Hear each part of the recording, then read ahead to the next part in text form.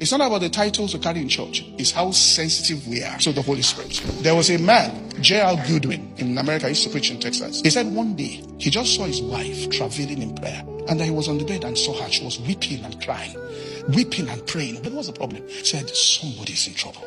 I sense it. Somebody's in trouble.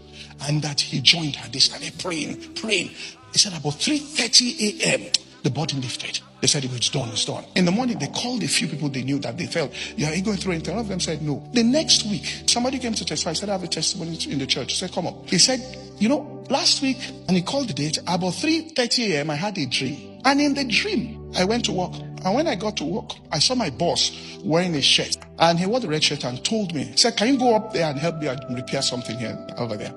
And he said, I went up and the equipment cut off my head. He said, I woke up. He said, so when I went to work, I just put aside that this is just a bad dream. When I got to work, my boss was wearing exactly the shirt. So I ignored it. And then he said, hey, there's something wrong. Can you go up? He said, hold it.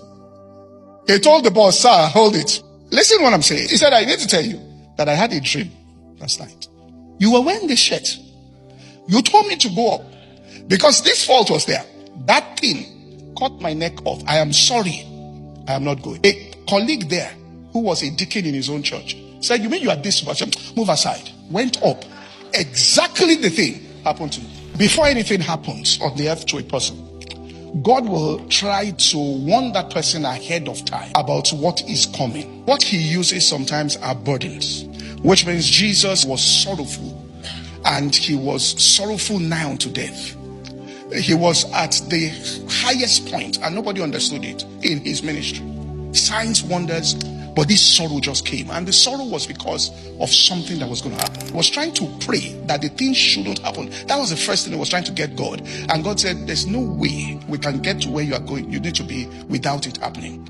So he prayed it through. When Paul was going on a journey, he said, I perceive in Acts 27, this journey will be to great damage and hurt. Understand this about God.